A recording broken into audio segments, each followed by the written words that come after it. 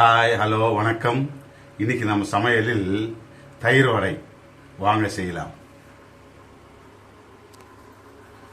சிம்பிளாக தயிர் வடை இன்னைக்கு பார்த்தீங்களா. இது வந்து தயிர் இந்த மாதிரி நல்லா உப்பு போட்டு நல்லா தயிர் அது தயிர் தான் கொஞ்சம் தண்ணி ஊற்றி நல்லா க்ரஷ் பண்ணி வச்சுருக்கேன். இதுக்கு தாளிச்சுக்கலாம் ஃபஸ்ட்டு. இப்போ எண்ணெய் காகுது. இது வந்து ஒரு 150 கிராம் உளுத்தம் பருப்பு, 50 கிராம் தோரம் பருப்பு. உளுத்தம் பருப்பில் கொஞ்சம் தோரம் பருப்பு போட்டு நம்ம வடை செஞ்சோம்னா தயிர் வடைக்கு நல்லா சாஃப்டாக நம்ம அந்த தயிரெல்லாம் நல்லா இழுக்கும். அதுக்காக தான் கொஞ்சோண்டு தோரம் பருப்பு மிக்ஸ் பண்ணிக்கலாம் தயிர் வடைக்கு. தயிர் வடைக்கும் சரி வடை கறிக்கும் சரி கொஞ்சோண்டு தோரம் பருப்பு மிக்ஸ் பண்ணிக்கலாம். உளுத்தம் பருப்பு மிக்ஸ் பண்ணிக்கலாம். ஆமாம். இது வந்து அது எவ்வளோ அளவு? அது எவ்வளோ போட்டது? 150 கிராம் உளுத்தம் பருப்புன்னு வச்சுக்கோங்களேன்.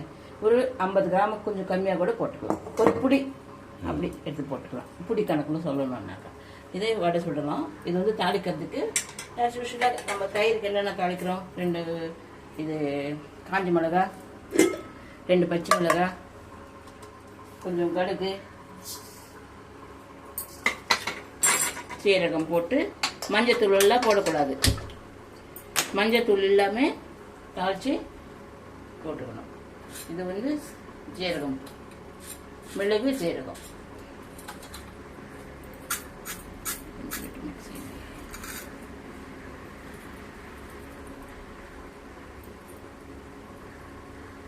கொஞ்சம் ஜீரகம்.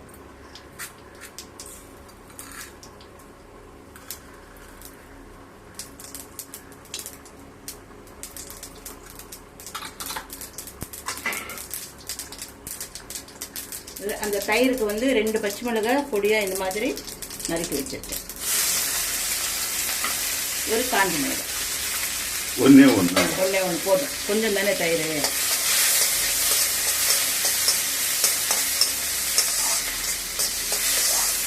இது ஒரு டைப் தயிர் வடை. இன்னொன்று அரைச்சி ஊற்றி செய்வாங்க. கடுகெல்லாம் வச்சு அரைச்சி அந்த தயிர் வடை அது கூட நல்லா இருக்கும். இன்னைக்கு இது செஞ்சுக்கலாம், இன்னொரு நாளைக்கு அது செஞ்சு காட்டுறோம். இது இன்னைக்கு சமையல். கருவேப்பிலை, கொத்தமல்லி போடுறோம். இந்த தயிர் வடை சென்னையில் ஃபேமஸ். ஹோட்டல்லாம் இதுதான். வெள்ளை கலரில் வைப்பாங்க. சரி,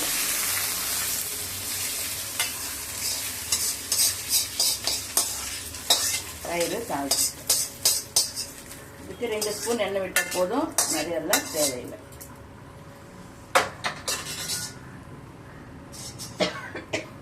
இதில் உப்பு போட்டாச்சு. ஏன்னா தயிர் வந்து ரொம்ப தண்ணியாக இருக்கக்கூடாது. நான் கொஞ்சமாக தான் தண்ணி ஊற்றிருக்கேன். இது ஒரு 1/4 லிட்டர் தயிர் இருக்கும். அவ்வளோதான். வடை சுட்டு இதில் போட்டுட்டு ஒரு 10 நிமிஷம் ஊற வச்சு இதில் கொஞ்சம் உப்பு போட்டு வடை மாவு ரெடி பண்ணி வச்சுருக்கேன். இது 1/4 கிலோ தயிர், 1/4 லிட்டர் தயிர். இதுக்கு வந்து 10 வடை போதும். இந்த மாதிரி ஹோல் இல்லாமல் பண்ணிக்கோங்க வடை. இந்த மாதிரி சிகப்பாக பொரிச்சு எடுக்கணும். வெள்ளையாக போட்டால் நல்லா இருக்காது. இந்த மாதிரி சிகப்பாக இருக்கணும். பார்த்தீங்களா, ப்ரௌன் கலருக்கு வந்துடுச்சு. அப்போ தான் நல்லா ஊறும். இது இந்த தயிர்லேயே ஒரு 10 நிமிஷம் சூடாக இருக்கிறது நம்ம போட்டோம்னா அந்த தயிரெல்லாம் நல்லா அப்சர்வ் ஆகிடும். இது ஏன் ஹோல் பண்ணாமல் போடுவோம்னா உடையாமல் இருக்குது. இப்போ ஹோல் பண்ணோம்னா பாதிக்கு அப்படியே உடஞ்சிடும் இல்லைங்களா. இப்படி போட்டோம்னா உடையாது. இது சம்மருக்கு வந்து பசங்களுக்கு சூப்பராக இருக்கும்.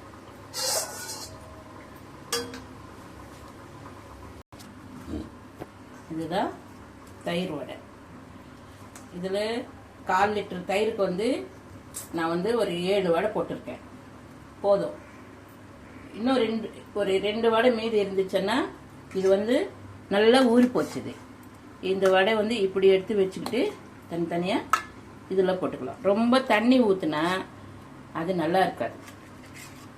இது தயிர் வடைன்னா தயிரோடு தான் செஞ்சுக்கணும். மோர் குழம்புல வந்து தயிர் ஊற்றுனா வடை போட்டோம்னா அது டேஸ்ட் நல்லா இருக்கு. தயிர் வடை இல்ல, இது மோர் வடை. மோர் வடை. அதனால தயிர்ல தான் போடணும். தயிர் ஹோட்டல்ஸ் எல்லாம் மோர் வடை தான், தயிர் வடை இருக்காது. இப்போ தயிர் வடைன்றது தயிர் வந்து நம்ம நல்லா கிரஷ் பண்ணிக்கணும். கொஞ்சமா தண்ணி ஊற்றி ஒரு 1/4 லிட்டர் தயிர்னு வச்சுக்கோங்களேன், ஒரு 1/2 டம்ளர் தண்ணி ஊற்றினா போதும். அதுக்காக 2 டம்ளர் தண்ணி ஊற்றிட்டு மோராட்டம் ஆக்கி இது மோரில் போட்டால் தானே இது உப்பு வடை அப்படின்னுவாங்க. சிலர் என்ன பண்ணுவாங்க, வடை செஞ்சு சுடு தண்ணியில் போடுவாங்க. அப்படியே எடுத்து கொஞ்ச நேரம் சுடு தண்ணியில் ஊற வச்சு இந்த தயிரில் வைப்பாங்க. அப்போதான் நல்லா அப்சர்வ் ஆகும் அப்படின்ட்டு. அது ஆகாது. அது எப்படி அப்சர்வ் ஆகும்னா தண்ணி தான் இருக்கும் வடைக்குள்ள, தயிர் இருக்காது. தண்ணி தான் வரும். ஆமா, அந்த மாதிரி எல்லாம் நீங்க தண்ணியில போட்டு ஊற வைக்க தேவையில்லை. நான் சொன்ன மாதிரி 200 கிராம் உளுத்தம் பருப்புக்கு 50 கிராம் கூட தேவையில்லை. கொஞ்சம் ஒரு 30-35 கிராம் ஒரு புடி போட்டுக்கிட்டு நீங்க நல்லா ஊற வச்சு வடை சுட்டாலே சூப்பரா இருக்கும். பாருங்க, இப்போ வந்து அந்த தயிர்ல இந்த வடை போட்டு 10 நிமிஷம் ஆச்சு. பாத்தீங்களா எப்படி அப்சர்வ் ஆகி போச்சு, மெத்துனா பாருங்க. தயிர் தான் வரும், தண்ணி வராது. அது தண்ணியில ஊற வச்சு போடுவாங்க சில பேர், ஏன்னா அது ஊறணும் நல்லா அப்படின்ட்டு. அப்படி எல்லாம் தேவையில்லை. நீங்க இந்த பதத்திலேயே பண்ணி பாருங்க, உங்களுக்கு அந்த டேஸ்ட் எப்படி இருக்குன்றது நல்லா தெரியும். மேல வந்து ஆந்திரா தயிர் வடை இருக்கு பாத்தீங்களா, ஆவ வடை. அது வந்து இன்னொரு நாளைக்கு செஞ்சு காட்டுறேன். இது பசங்களுக்கு வந்து அது இன்னும் சூப்பரா இருக்கும். இது அதுல வந்து நம்ம கடுகல்ல இஞ்சி கடுகெல்லாம் அரைச்சி போடுவோம். அது வந்து சில பேருக்கு பிடிக்காது, சிலருக்கு தான் ரொம்ப பிடிக்கும். ஆனா அது ஒரு வாட்டி நம்ம சாப்பிட்டோம்னா ஓ நல்லா இருக்கே, சூப்பரா இருக்கு, இந்த மாதிரி கூட செஞ்சுக்கலாம் அப்படின்ட்டு நினைப்பாங்க. இது வந்து ஜென்ரலா ஹோட்டல்ல போனா கூட இந்த டைப்ல தான் இருக்கும். அவங்க கொஞ்சம் இந்த மாதிரி கேரட் போட்டு அது மேல இது இன்னும் போட்டு பாருங்க, தயிர் வடை சூப்பரா இருக்கு அப்படின்னு காட்டுவாங்க. ஆனா வடை வந்து இது போட்டறதுனால எக்ஸ்ட்ரா டேஸ்ட் வரும். அதெல்லாம் ஒண்ணும் இருக்காது, சும்மா கலர்ஃபுல்லா இருக்கிறதுக்காக தான் நானும் போட்டிருக்கேன். நான் வீடியோல கலர்ஃபுல்லா இருக்குன்றதுக்காக. அது தேவையில்லை. நம்ம வந்து வடை சுடும் போதே நீங்க கொஞ்சம் துவரம் பருப்பு போட்டு நல்லா ஊற வச்சு வடை சுட்டிங்கன்னா அது நல்லா கிறிஸ்பியா வரும். நல்லா சிகப்பா வறுக்கணும் அந்த வடை. தயிர் இந்த மாதிரி தாளிச்சு வச்சுக்கிட்டு சூடான வடை இதுல போட்டீங்கன்னாலே நல்லா ஊறிடும். அடுத்த தடவை தயிர் வந்து ஒரு 1/4 கிலோ, ஒரு 1/2 லிட்டர் தயிருக்கு வந்து ஒரு 10 வடைன்னா கரெக்டா இருக்கும் கணக்கு. அதுக்கு மிஞ்சி வேணும்னா அதுக்கு தகுந்த போல நீங்க சேர்த்துக்கணும், அவ்வளவுதான். இது வந்து தயிர் வடை சிம்பிளான ரெசிபி, பசங்களுக்கு ரொம்ப பிடிக்கும். ஆனா ரொம்ப புளிப்பான தயிர்ல செய்யாதீங்க, கொஞ்சம் புளிப்பு கம்மியா இருக்கணும், அப்போதான் வடை நல்லா இருக்கும். பார்த்துக்கோங்க. நல்லா ஸ்கிப் பண்ணாம பார்த்துட்டு இதே மாதிரி செஞ்சு லைக் பண்ணுங்க, சப்ஸ்கிரைப் பண்ணுங்க. இதுதான் ஸ்பெஷல் தயிர் வடை சம்மருக்கு பசங்களுக்காக. ஓகே.